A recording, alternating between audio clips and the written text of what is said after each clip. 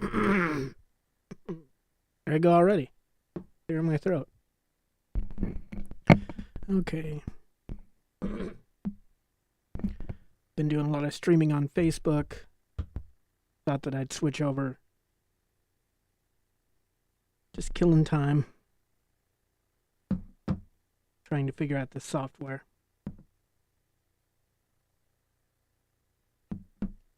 Oh, camera's a little bit higher.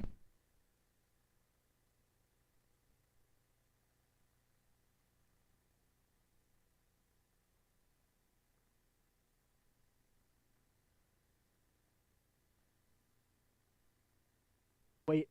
I have to wait till it cycles back around. I got everything set to kind of be on autopilot. There we go.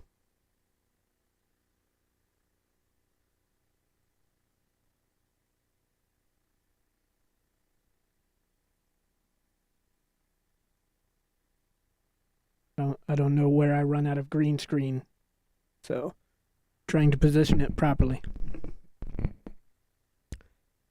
And I just opened up Serato and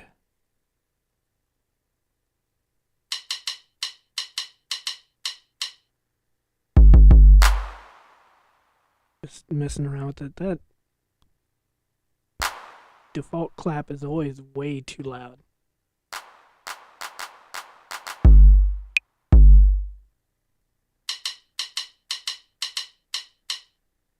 That could stand to go down a little bit too. Let's see.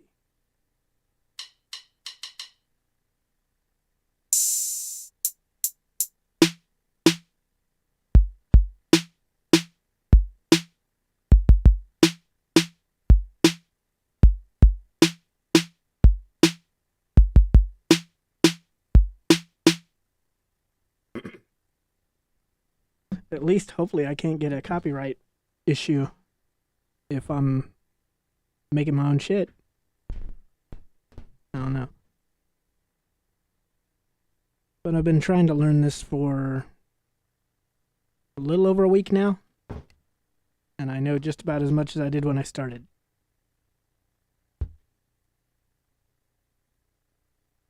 I am not afraid of failure. That's why I've learned the most. Let's see. So, you turn on the metronome.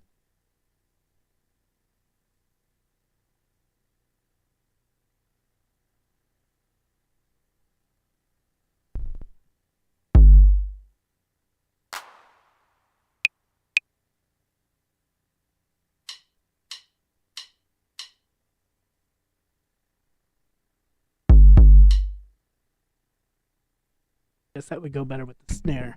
Let's see.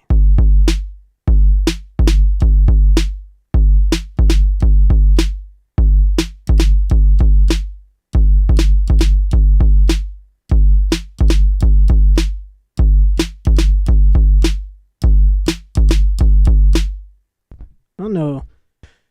I have no direction about what I'm going to do with this yet.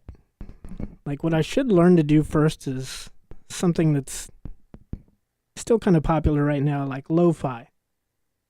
But that's a lot of, like, really soft, gentle drums, and I also like the boom bap sound. I like too many different genres, too many different styles.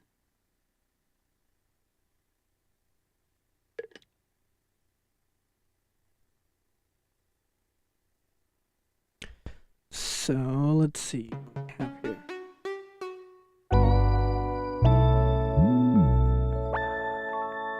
See, I don't know if some of this is copyright.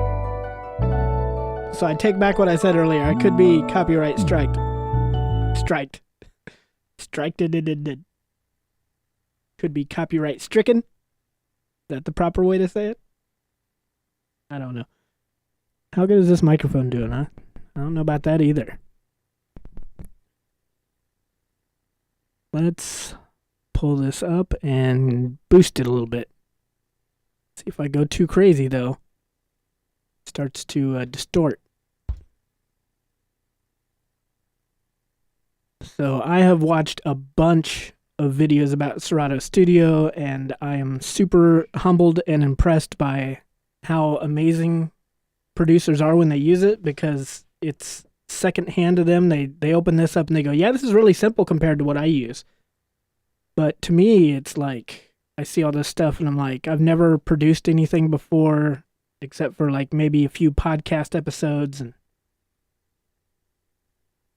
little DJ specials and things like that. But what I'm trying to figure out is how to just use this to kind of, whenever I want to unwind and relax, to just be able to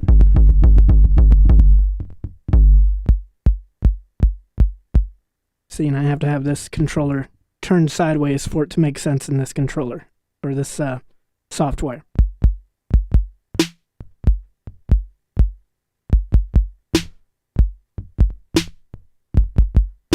Normally this one doesn't make any noise on the microphone, but it looks like even this one, maybe I don't have the gate up high enough to keep the microphone from cutting in when there's some sound detected. But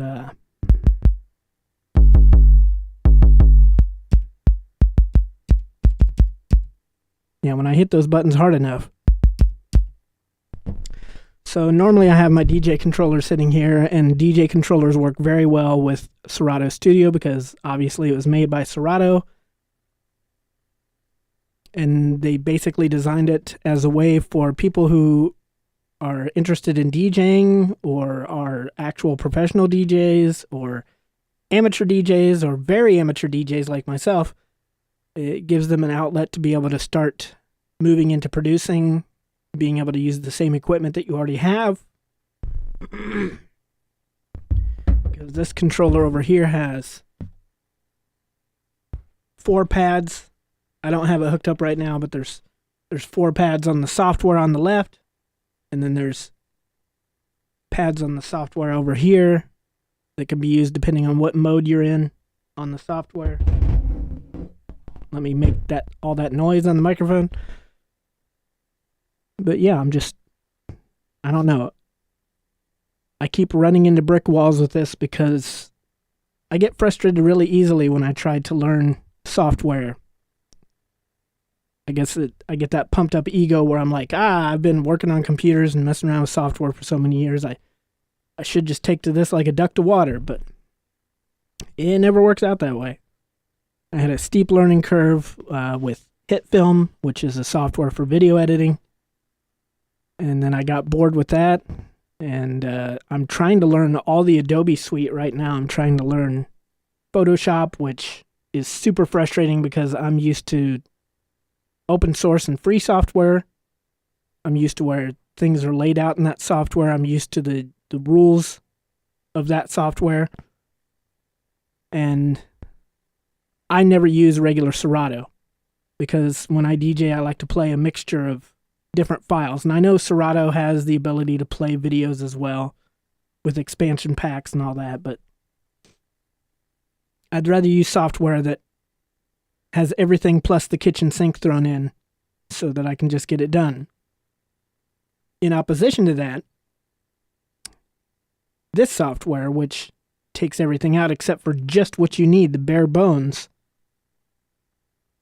is irking me as well because it seems like it's just, I'm running into roadblocks with it because even though it's got a very simple interface, it's got a lot of rules of how those things can be used. And not that that's a bad thing, it's because of it's trying to help you. And when it tries to help you, there's a lot of things that you have to turn off that come on automatically to try to get the sound that you want. So I've noticed when I load a sample, it obviously wants to try to put it in the same key and the same beats per minute to match the project that you're working on to make it easier for you so you can just drop it in and go. But I start listening to a bunch of samples and I want the sample to play back the way that I hear it when it actually interests me and then build on top of that. But it seems like unless I'm opening everything the wrong way, it seems like I'm always trying to set up a beat backwards. So although I'd like to just drag a sample in and start making something,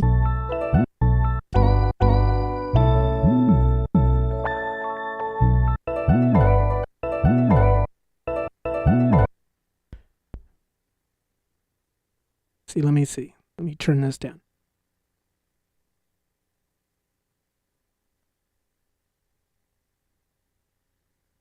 $85. See, I like the way that sample sounded when it was all the way up here on 120 beats per minute.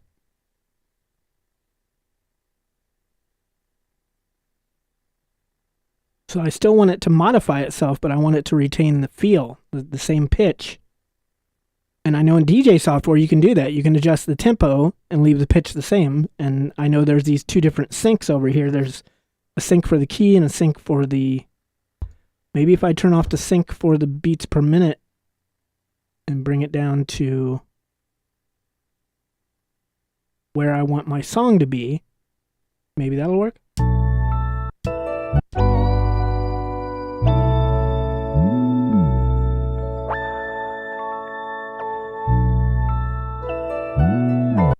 Now that sounds better to me, but it's going way too slow.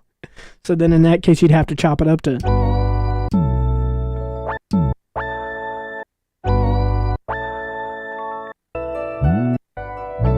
And I don't like where these samples are. I like that one right there, so I'll favorite that one.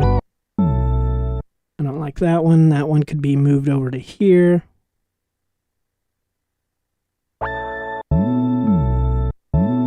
Okay, now I'll favorite that one because I like where that's at. I like that one, so I'll favorite that one. Let's see where this one is. I don't like that one at all, so I'll just... Well, I was going to delete it, but I'll just go ahead and move it over here. Okay, now I like that one, so I can favorite that. And then I'll just go ahead and hit find samples. And everything that is not favorited will shuffle around and try to find a new home. So these last four, 5, 6, 7, and 8, can try to find a new place to jump off. I don't like where it's been putting that, so instead of just keeping it, instead of just hitting that button over and over again forever, I'll go ahead and manually.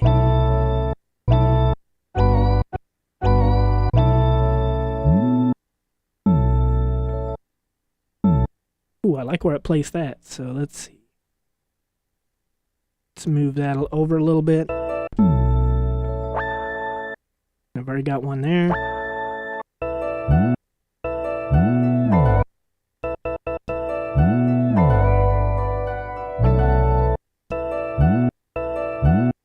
Okay, I guess I could put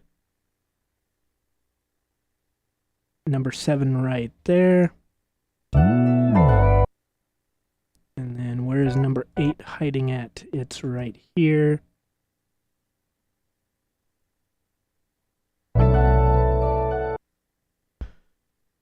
So I can always go in and unfavorite these at some other time, but I'll just add all these to favorites so I don't lose what I've just set up.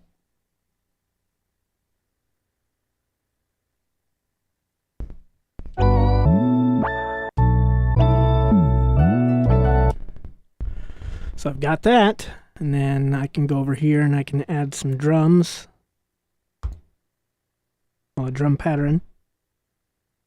I'm used to hitting play on the DJ controller, but since I moved it out of the way just to try to get minimal and use just this controller or this controller, which I don't even think I'm going to use that either. I just don't like the pads are not responsive enough for what I want to do. These pads are not pads, but these buttons are noisy as hell, but super responsive. And if you have skill, which I don't,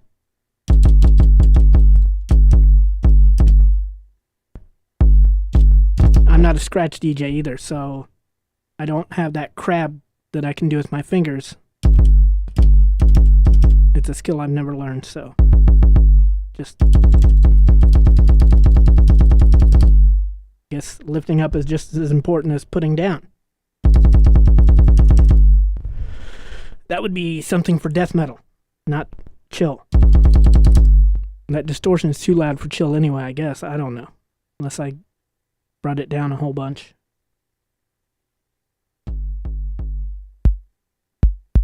Let's just see how it sounds, though. What it decided to apply.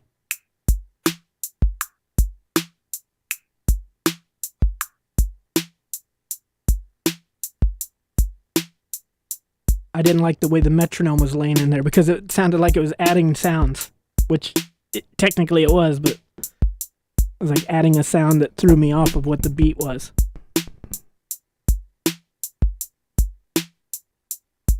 This metronome actually sounds too pleasing. Wonder if there's a way to change that in the settings.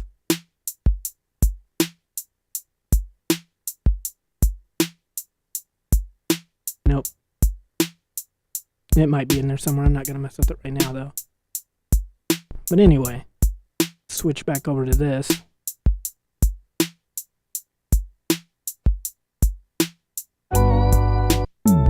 Wow, that's super loud now.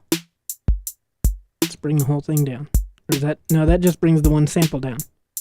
Okay, how do I bring the overall sound down on that set? Okay, good. That doesn't affect the drum beat. So I can bring that down a substantial amount.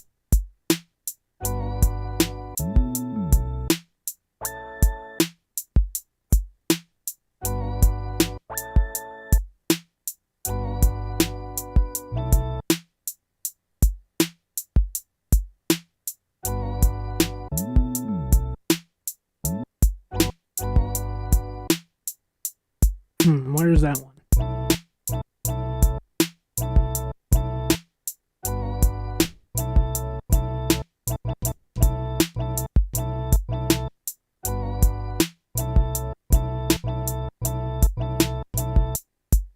After a while, that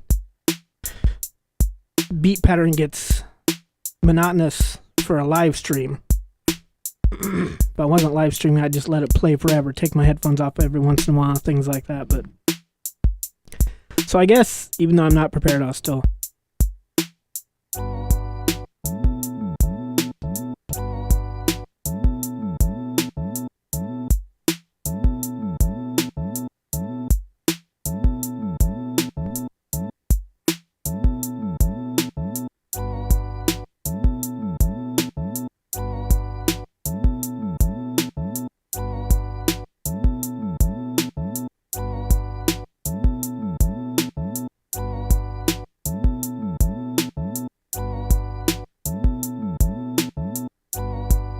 And let's delete these out of the second bar.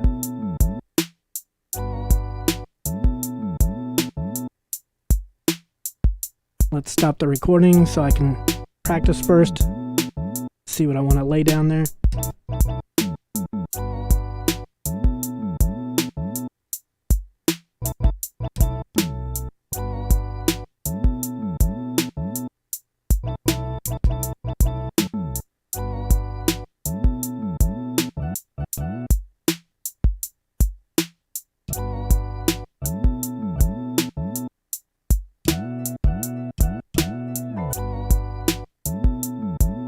Okay, I think I know what I want to do next here.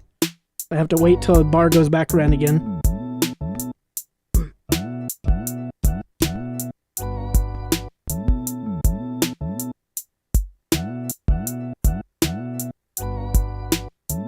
I want to extend this one a little bit.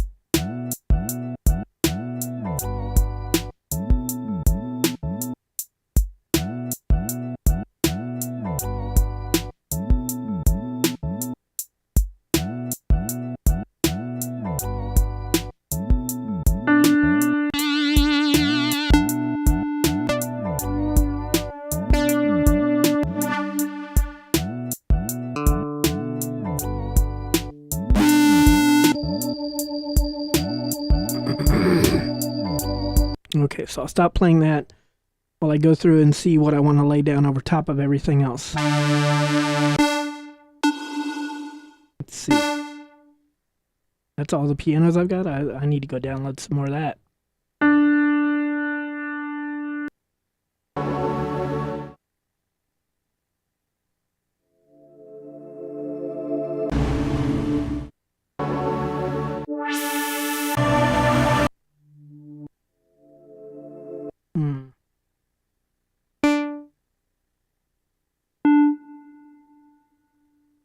Ooh, I like that. Okay, let's add an instrument and then change it to polyphonic, change it to chords, put it up to about 4 chords. Give a little space in between the keys.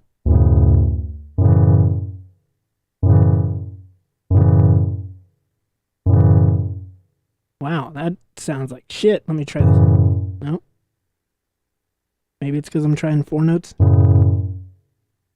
Ooh. What happened? It sounded so good. I guess because it's playing in key.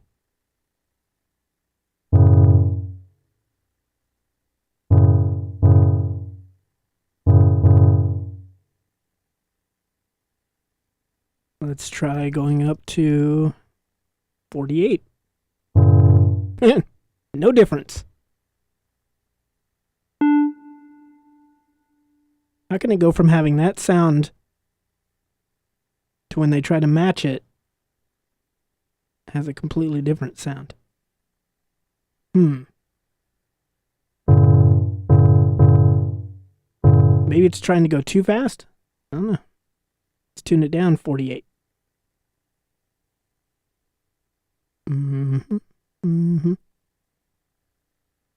Hell with it.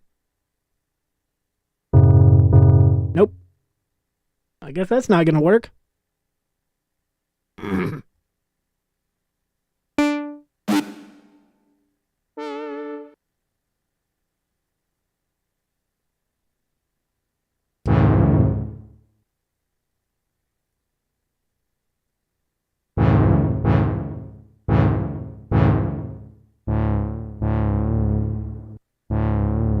Ooh.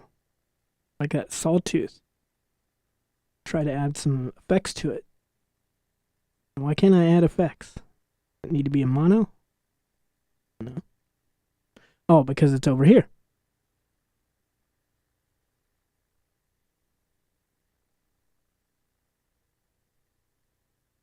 So, effects.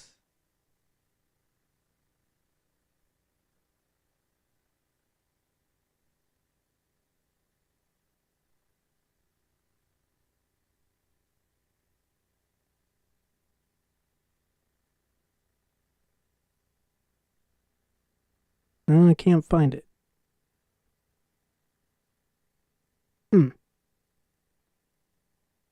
Awesome. So just like all my other live streams, I'm fully unprepared. I'm still having fun. I don't care. I'm enjoying it.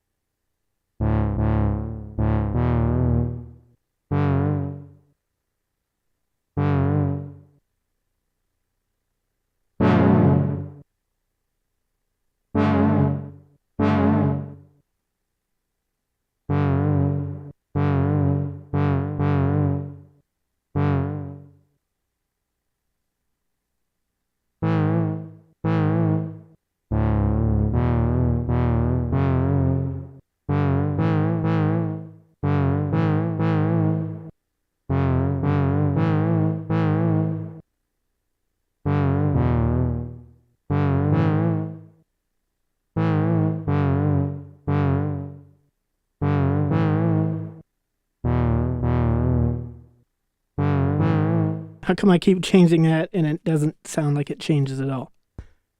I think this is supposed to be where you go up and down octaves. And the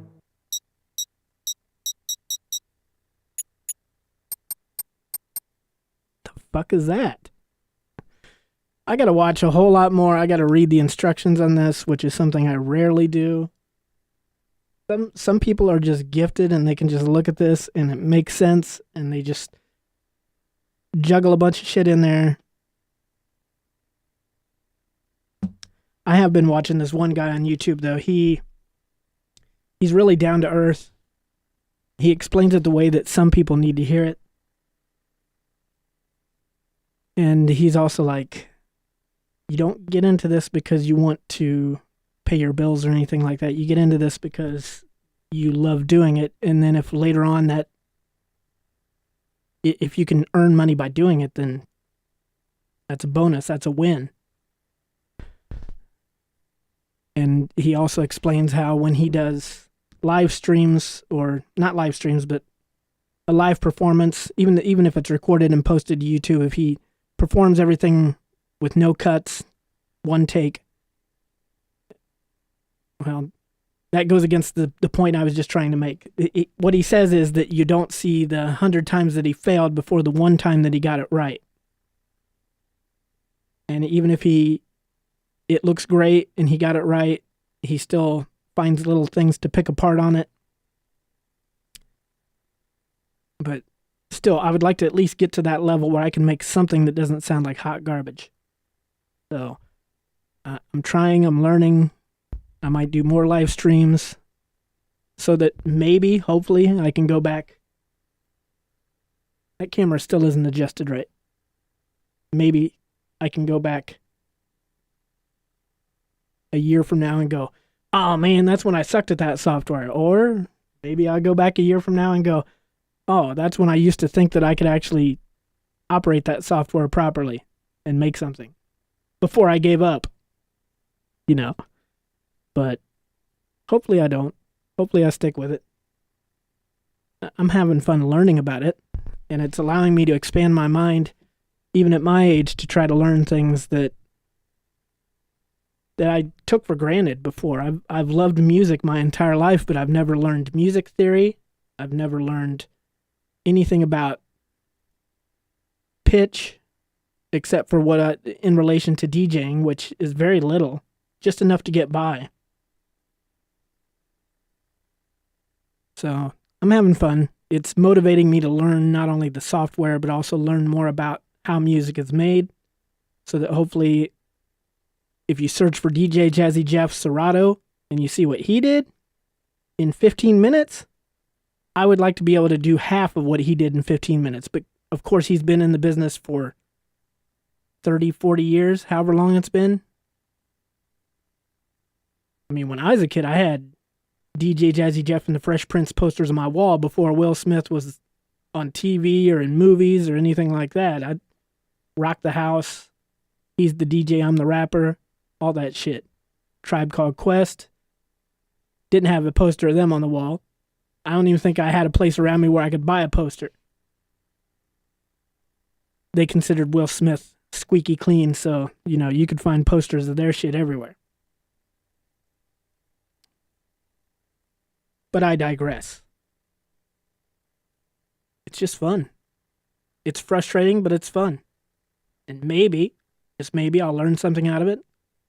And I'll have another skill on top of DJing and video production and audio production. Just the little things I do here and there that I post on the internet. And then I just cross my fingers and hope that YouTube is never taken down, so that 10 years down the road, 20 years down the road, if I'm still around, I can go back and go, oh yeah, that's when I was passionate about that shit. Instead of whatever I'm into 20 years from now. But I've created things on this channel. I've created things on a different channel, Dojo Mix. I've got Dojo Mix and Dojo Remix. And I've got a few other YouTube channels that I haven't done anything on significant. So it doesn't matter how long ago it was. It's just there's not really enough there to warrant even visiting the YouTube channel and looking at the shit there. But what I'm trying to do is I've been more focused on the Dojo Remix property that I've created. Although it's not a property that's worth anything to anyone else but me, but I enjoy it. So everything I learn, I try to put into it. When I learn more about video making, editing, if I have something I want to share that I'm passionate about, my fantasy in the back of my head is to post it on the internet and everybody see the things that I'm frustrated about and just type the exact answer to how to fix it. Not that that happens very often, but... Or even if someone private messaged me or emailed me and said, hey, right now I've got so many questions about it, no one would be able to answer all of them. But when I have some free time, I hop on YouTube or I just search Google and look for techniques and tips and tricks and basic understanding videos and information, so I might know a little bit more about the software than I did a week ago when I first started trying to mess around with it, but not as much as I had hoped that I would know by now.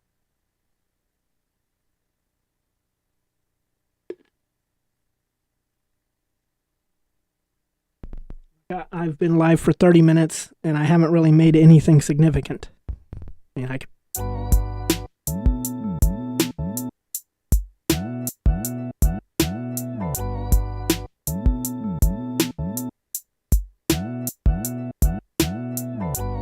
all I wanted to do was put that down there, and then I wanted to layer some, like a synth or a piano or something on top of it.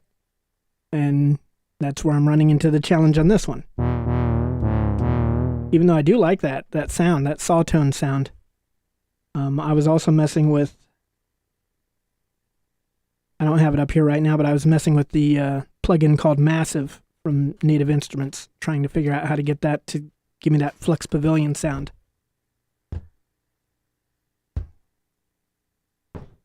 But that's where I'm at with it right now, so I'm going to sign off and mess around with it a little bit more.